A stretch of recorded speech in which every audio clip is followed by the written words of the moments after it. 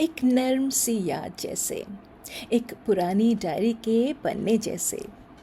आज का सफ़र शुरू करते हैं उस आवाज़ के साथ जो खुद में एक दास्तान थी, एक मुस्कुराहट, एक आंसू, एक पुराना ख़त।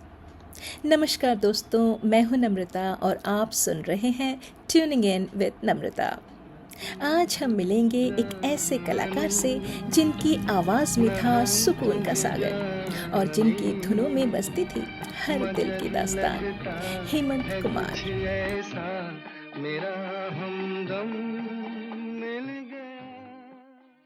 उनके गीत सिर्फ सुने नहीं जाते, महसूस किए जाते हैं। कभी चांदनी रात के हम सफ़र बनके, तो कभी बिछड़ती यादों के साथी बनकर। तो चलिए छोड़ देते हैं दुनिया का शोर शराबा और चलते हैं हेमंता के संगीत के उस जादू भरे सफ़र पर जहाँ हर धुन एक ख्वाब है। एक छोटा सा बच्चा कोलकाता के एक शांत कोने में आंखों में सपने लिए और दिल में सुरों की महफिल सजाए बैठा था।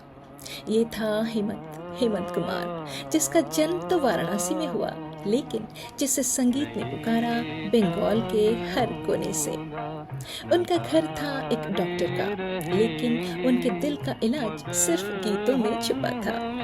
जब दुनिया स्कूल और किताबों में उलझी थी, तब हेमंता रेडियो के पास बैठकर सुरों से रिश्ते जोड़ रहे थे।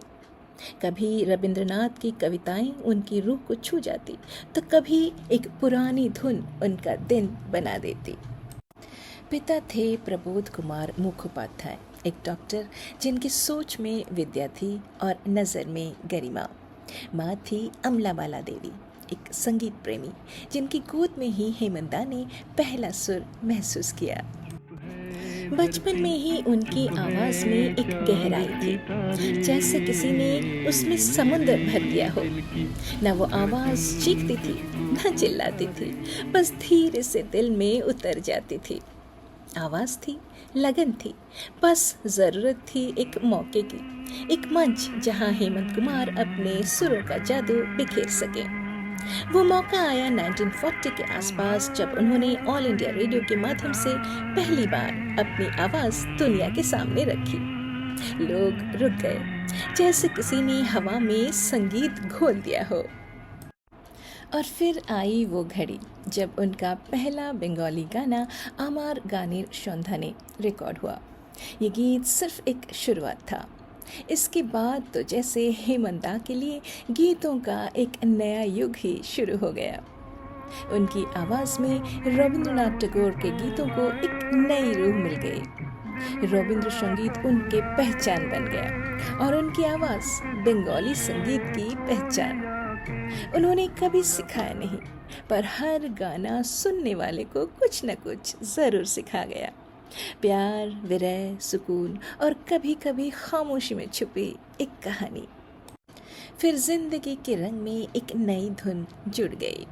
लतिका उनकी जीवन साथी बनी, एक साथी जो कभी पर्दे पर नहीं आई, पर हर गीत के पीछे छुपी रही। उनकी गोद में दो फूल खिले, जयंत और रानू। रानू ने पिताजी की तरह गीत को चुना और बंगाली सिनेमा में अपना रंग छोड़ा, जैसे एक अंश हेमंता का सुरों के जरिए जिंदा हो गया। बंगाल की गलियों से निकलकर हेमंत कुमार की आवाज़ जब बॉम्बे के स्टूडियो तक पहुंची, तो फिल्मों का एक नया सुर रच गया। 1940s के आखिरी दिनों में उन्होंने प्लेबैक सिंगिंग के सफ़र की शुरुआत की, लेकिन वो सिर्फ एक गायक नहीं थे, वो एक संगीतकार भी थे, जो गीतों को सिर्फ बनाते नहीं थे, उनमें जान डाल देते थे। 1952 में आई फिल्म आनंद, जिसमें उन्होंने वंदे मातरम को जिस जज्बात से गाया, उसने उन्हें फिल्मों की दुनिया में एक अलग ही मुकाम दे दिया। फिर आई नागिन 1954, जिसका बीन वाला संगीत आज भी कानों में गूंजता है।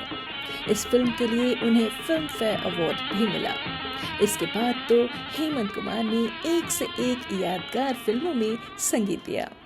20 साल बाद कोहरा, खामोशी, साहिब बीवी और गुलाम।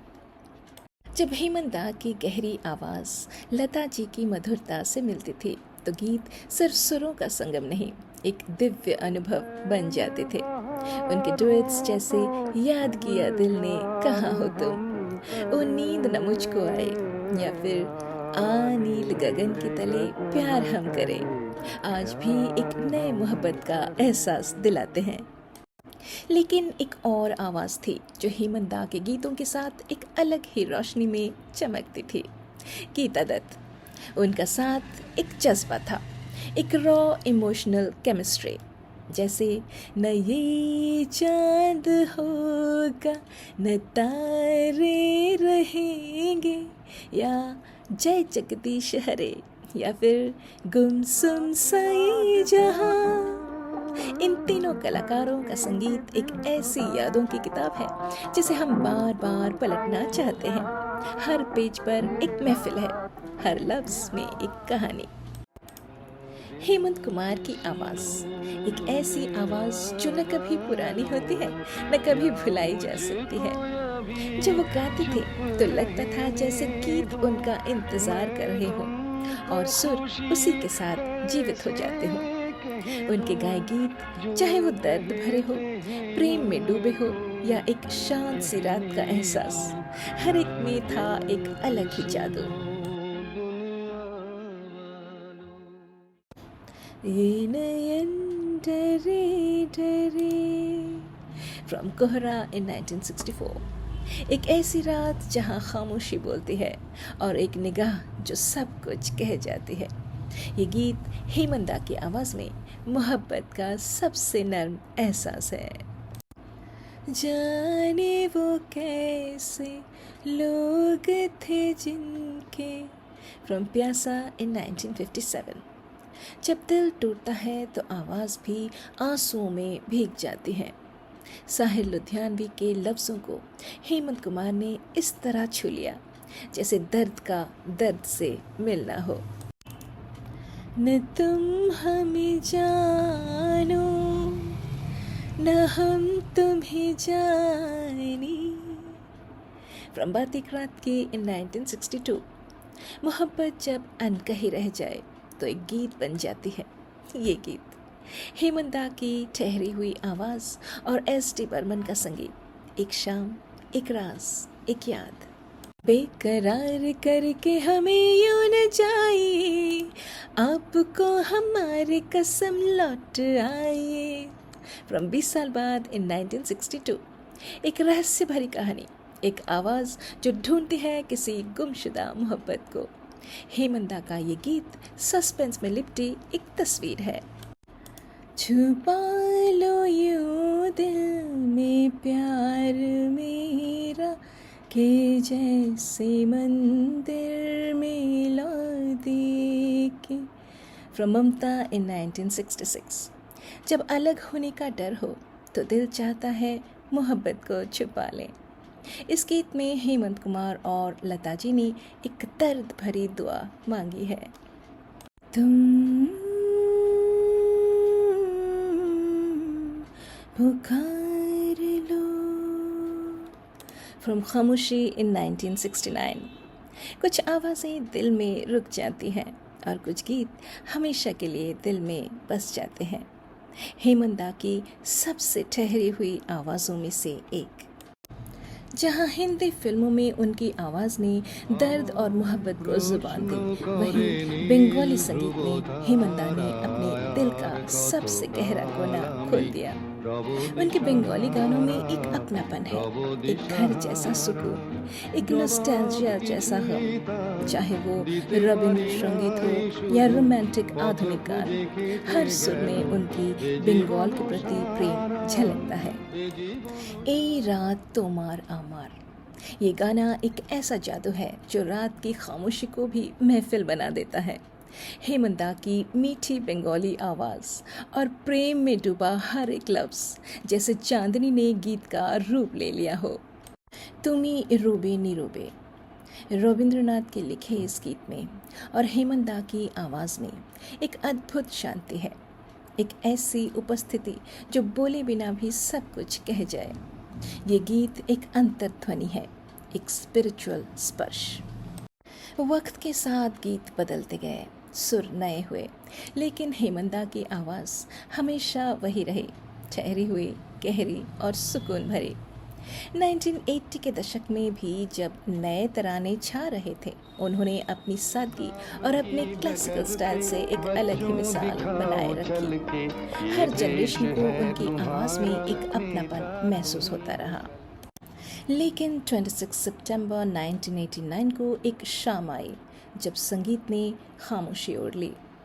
हेमंत कुमार ने इस दुनिया को अलविदा कह दिया। एक दिल का दौरा और एक युग समाप्त हो गया। उनका जाना सिर्फ एक कलाकार का जाना नहीं था, वो जैसे हमारे दिल के एक कोने को खाली कर गए। लेकिन दोस्तों, कुछ आवाज़ें कभी नहीं जाती, वो हवाओं में घूमती रहती हैं, रात के सन्नाटे में बजती रहती हैं और यादों के कोने में एक पुरानी धुन बनकर बस जाती हैं। आज के इस एपिसोड में हमने उसी आवाज़ का सफ़र किया, एक आवाज़ जो हेमंता की थी, है और हमेशा रहेगी। मैं हूं नम्रता और ये था एक और दिल से भरा episode of tuning in with Namrata. फिर मिलेंगे एक नए कलाकार, एक नए सुर के साथ। तब तक के लिए अपने दिल के रेडियो को हेमंत कुमार की धुन पर ट्यून करके रखिए। शुभ यादें।